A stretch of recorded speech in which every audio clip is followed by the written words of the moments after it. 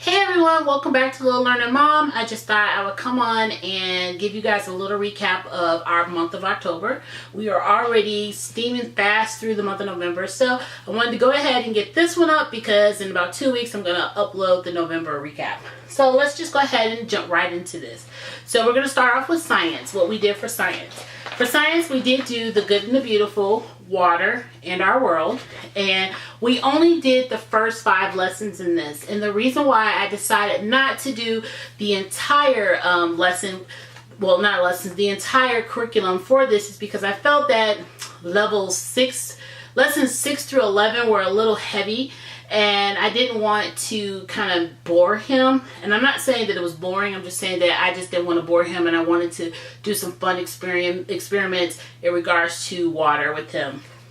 But we did put that down after lesson 5, and we jumped back on board with the magic school bus science. And what we did was we did the water unit from the Magic School Bus. We watched the Waterworks episode on Netflix. We also read the book, and we did the experiments that are in here for that unit. And I got this from cornerstoneconfessions.com, and I will put this in the description box to see if it's still available on that website. But we jumped into this one and we had so much fun with this. We did all kinds of experiments that were listed in here, as well as experiments that came along with the good and the beautiful. I just thought that I just didn't want things to be really too heavy for him. I wanted him to continue to enjoy science because he loves science, and I just wanted to kind of do a switch around of it. So I think that's going to work really, really well when we start pairing up the good and the beautiful with the Magic School Bus. We're probably going to do either energy or space next. He hasn't actually told me which one he wants to do, but I'll find out probably in the next couple weeks or so. And just so we would have some more, writing and more knowledge with the other water cycles, I did pair it up with the grade 2 daily science big idea lesson for week 2. I have a teacher file box from Evan Moore, and so, which is awesome because I can print out a lot of the different workbooks, and you just pay the yearly cost to be able to do that. And so we did like 5 days of the different information about the water cycle and the earth in here, and he really did enjoy it. So it was really no pressure. It was a lot of fun, and because I mixed up a lot of different experiments and made it really fun for him and hands-on, he loved it. So moving on to language arts. We didn't change anything for language arts. We are still doing the good and the beautiful. We are on, I believe, lesson 51 starting this week. And if you notice from my last video, I said that we took a break when we got to lesson 30. We're going to do that same thing as soon as we hit lesson 60. We're going to take a break, and we're going to go back and we're going to review for like 2 weeks, and then we're going to pick back up and go ahead and finish out. But for language arts, we did touch on, I got my trusty pacing guide right here. For the month of October, we did inflectional endings, we did homophones, we worked on past and present future tense, we did adjectives, and we worked on different phonics blends for the month of October. He's really good with his phonics blends. He knows all the phonics cards, so a lot of the phonics activities was kind of like a review for him. But even though that he does know his phonics, I'm not skipping those lessons. I'm still making him go through those. I mean, it probably only takes us a couple minutes to do the lessons, but because he is 6, I want to make sure that he is covering and he has mastered those skills and able to manipulate them when he comes across them. So we're still doing that. To supplement with the grammar, we're still using the Moffatt Girls first grade language. And what I did was, again, I just paired what we were studying in the good and the beautiful grammar exercises up with one of these, and we just worked from there. Also for phonics board work, because he does do board work in the morning, like when I'm getting ready to kind of transition for school, he did reading comprehension, and he actually finished this book, this Smart Alex book, and I did enjoy this. Really quick lessons in here, not a whole lot of handwriting, a lot of reading. a lot of fill in the blanks and a lot of circles, so it wasn't really heavy. I mean, he would whip through this probably in about 7 or 8 minutes and he would be done with it. So we did finish this one.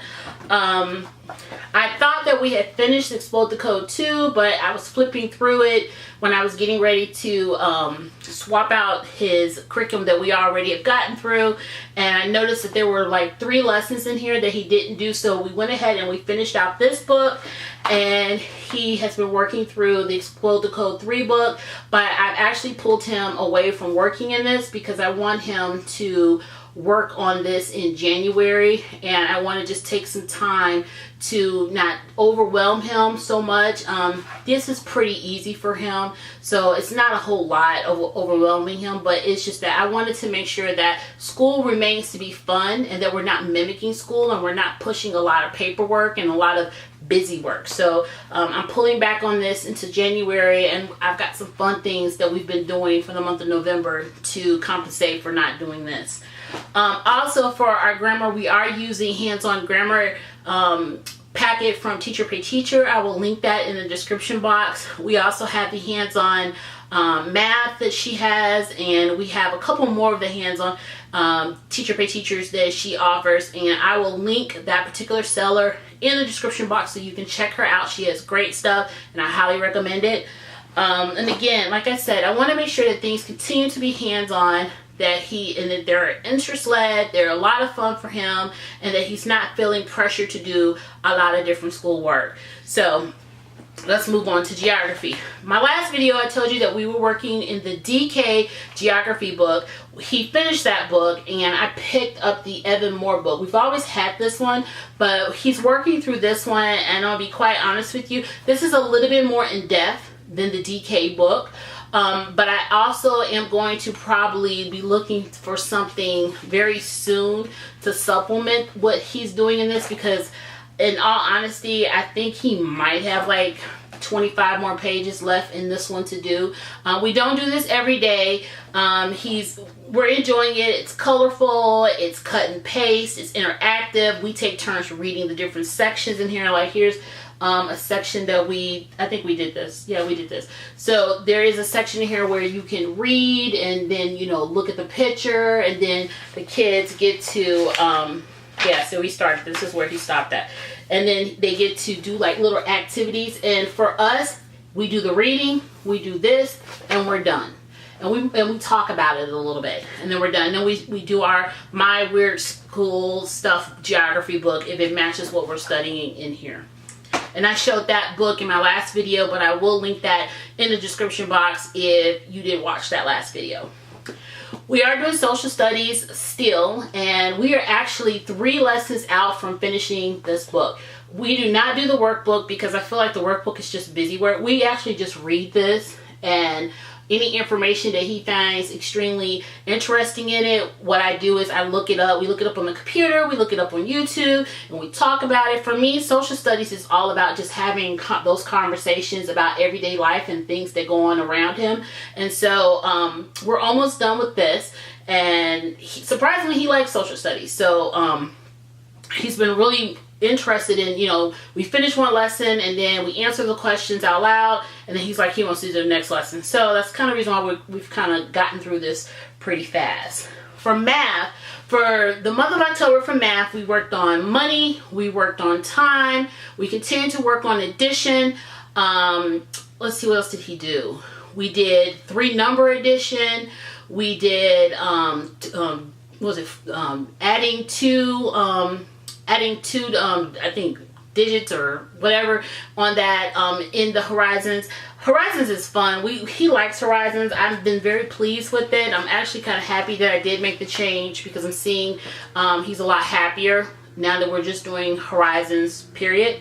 So we're still working through Horizons Book 1. We're almost done with Book 1. Book 2 will be starting in January, but the first 2 weeks of January we will not be starting that book. We'll continue to review and finish up our Muppet Girls, any of the parts of the units that we haven't finished. He loves geometry and fractions, so he's almost completely done with this one.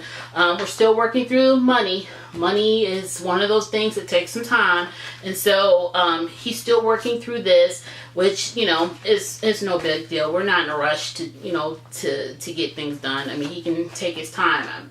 My thing is he's having fun and he's mastering the skills and everything is working well. For Moffatt Fluency, we found Page a Day Math.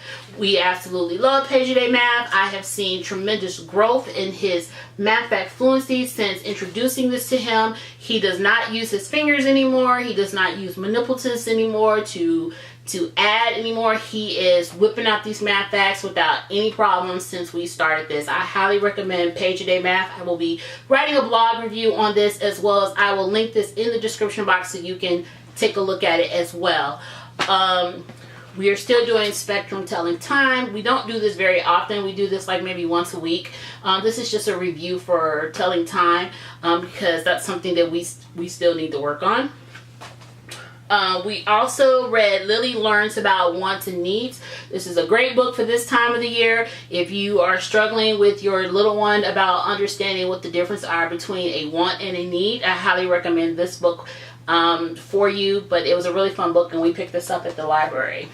For art, we are still continuing on through our Deep Space Sparkle. We made alligators last month, and this actually was paired with a book, and the name of that book was Bill and Pete Go Down the Nile. That was a really cute book.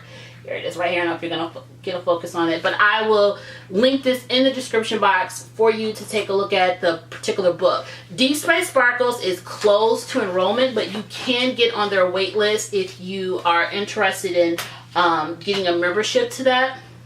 For our read alouds, we read Who Was Sacagawea, which inspired our Native American study that we're doing this month. We read The Miraculous Journey of Edward Tulane, and we are still trucking along in Wonder. We actually put that down and we recently picked it back up. So we are working through that.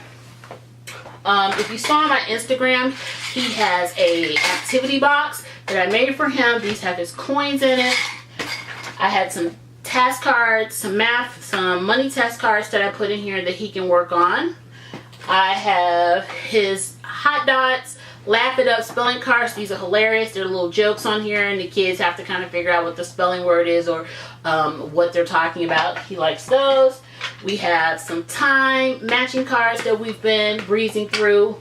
But all in all, we've had a great month of October.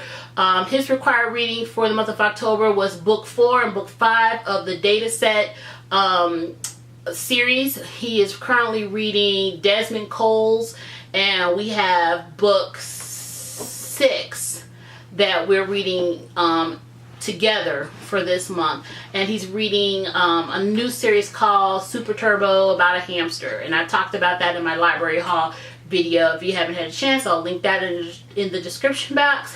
But we've had a great month of October. We are having a blast this month in November, studying about Native Americans, and I think that's really it. So if you have any questions, please feel free to hit me up on Instagram, leave me a comment and below. If you like this video, if you want to see more videos like this, then give this video a thumbs up.